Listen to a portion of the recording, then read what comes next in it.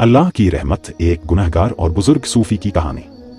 रात काली थी, आसमान पर बादल थे और उस वीरान सड़क पर एक शख्स अकेला बैठा था। वह कांप रहा है, उसकी आंखों में मायूसी है, उसके चेहरे पर अफसोस था, उसके लहजे में हार थी और उसकी आंखों में सिर्फ एक सवाल था, क्या अल्लाह मुझे माफ करेगा? तभी दूर से एक बुजुर्ग सूफी का साया नजर आता है, धीमे कदमों से उसके करीब आता है, नरम लेकिन प्रभावी आवाज में, बेटा तुम इस वीराने में इस हाल में क्यों बैठे हो? आदमी का गला भराता है, उसकी आवाज कांपती है, हजूर मैं बहुत बड़ा गुनहगार हूँ, पूरी जिंदगी गुनाह करता रहा, अब अल्लाह मुझे माफ नहीं करेगा।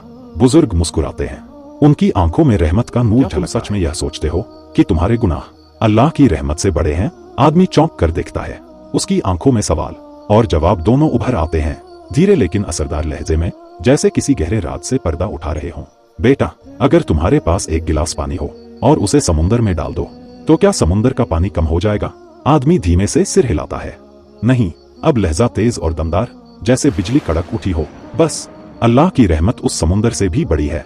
गंभीर लेकिन उम्मीद भरे लहजे में, धीमे धीमे, अगर तुम सच्चे दिल से तौबा कर लो तो तुम्हारे गुनाह उस गिलास पानी की तरह हैं, जो अल्लाह की रहमत के समुंदर में खो जाएंगे।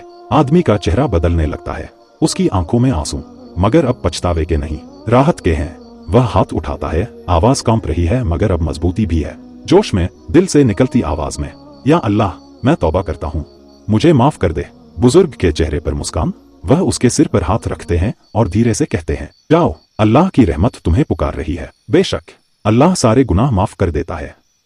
अगर तुम्हें यह कहानी पसंद आई तो हमारे चैनल MK कल्पना क्रिएटर को सब्सक्राइब करो, वीडियो को लाइक करो और कमेंट में लिखो, अल्लाह की रहमत सबसे बड़ी है।